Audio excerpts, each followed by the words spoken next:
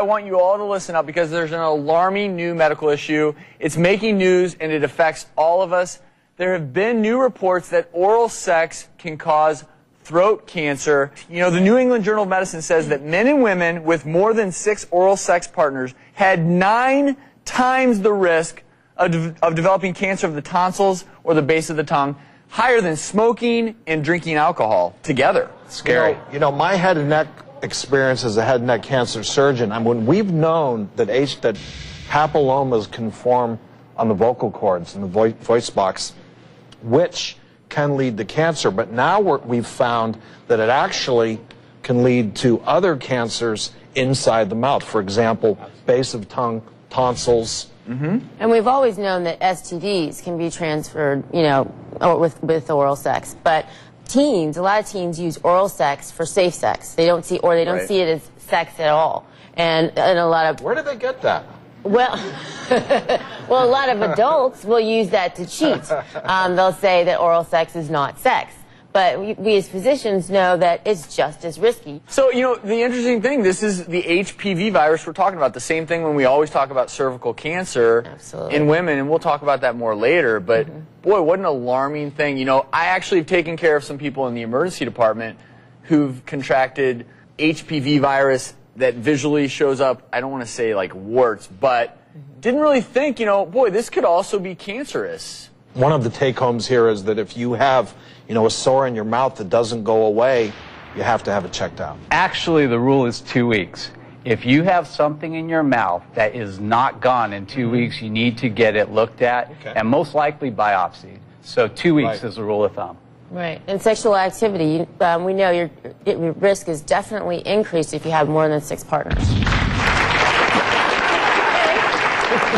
I want you all at home to watch this because Teresa is the new face of oral cancer. Here's her story. People think the typical face of oral cancer is a 70-year-old man who has smoked cigarettes and drank whiskey all his life. Cut to me. I'm the new face. I am a mother. I am a waitress. Just your average person. In 2004, when I was 37 years old, I had a bad case of tonsillitis. I was treated with antibiotics. A year later, I had a sore throat and one of my tonsils was swollen up. They told me it was probably nothing. In May of 2006, my doctor ordered a CAT scan. It wasn't until the tonsil nearly doubled in size, my doctor said this has to come out. I went for a tonsillectomy March 1st, 2007. I woke up from my surgery and I could hear my doctor telling me that my left tonsil had a tumor in it. The cause of my cancer was the HPV virus. They've determined that there may be a link between oral sex and this type of cancer. They came to the conclusion that I would need my entire neck radiated and I would also need chemotherapy and a feeding tube. It's a devastating treatment. It affects your ability to swallow, taste, chew food. My radiation treatment was every day for 7 weeks, 5 days a week. I started to get a little burnt around my neck. I lost over half of my hair if I had been diagnosed earlier. I could have been spared some of the treatment that I had to go through. I was married for 11 years. I'm not promiscuous. I never thought that the practice of oral sex could lead to something like this. Who would think that? HPV is very common. People need to know that this is a possibility.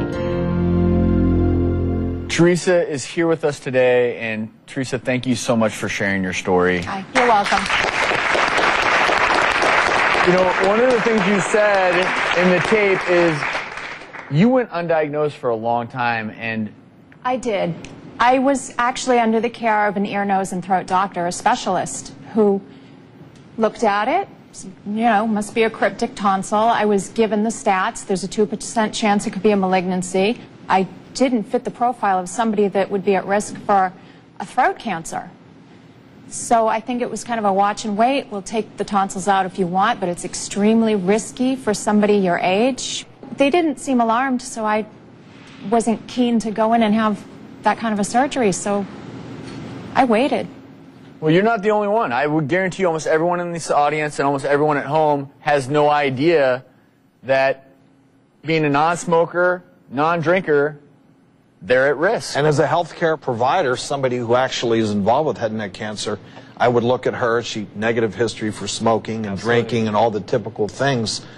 I would not put my suspicions high in her particular case, but it's a good message. You know what? It's up to us. You have to have your dentist examine you for oral cancer. It's our job. It really is.